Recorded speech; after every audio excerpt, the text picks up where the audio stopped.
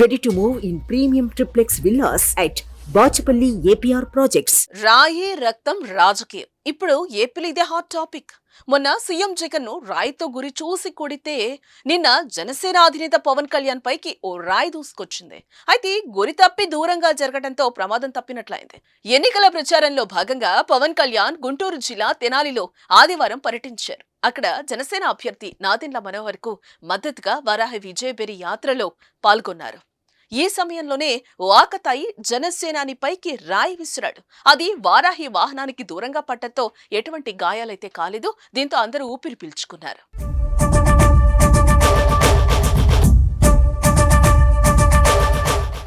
రాయి విసిరిన వ్యక్తిని జన సైనికులు వెంటనే పట్టుకుని పోలీసులకు అప్పగించారు. ఎన్నికలకు ఇంకా సుమారు నెల రోజుల సమయం మాత్రమే ఉంది. ఇలాంటి సమయంలో ఏకంగా సీఎం పార్టీ అధినేతలపైకి రాళ్లు విసరడం ఉత్కంఠ రేపుతోంది. తమ నాయకులు భద్రతపై పార్టీ శ్రేణుల్లో ఆందోళన నెలకొంది.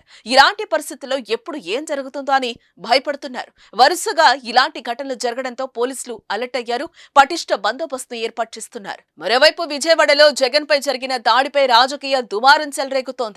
వైసీపీ, టీడీపీ, జనసేన పార్టీల మధ్య మాటలు తూటాలు పేలుతున్నాయి.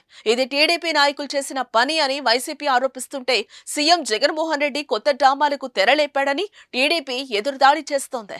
అలాగే ఇలాంటి డ్రామాలు ఆపాలి అంటూ పవన్ కళ్యాణ్ వ్యాఖ్యానించడం చర్చనీయాంశమైంది.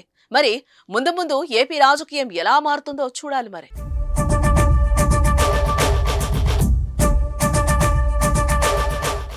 సుమన్ టీవీలో మీ పర్సనల్ అండ్ బిజినెస్ ప్రమోషన్స్ కోసం కింది నెంబర్కి కాంటాక్ట్ చేయండి.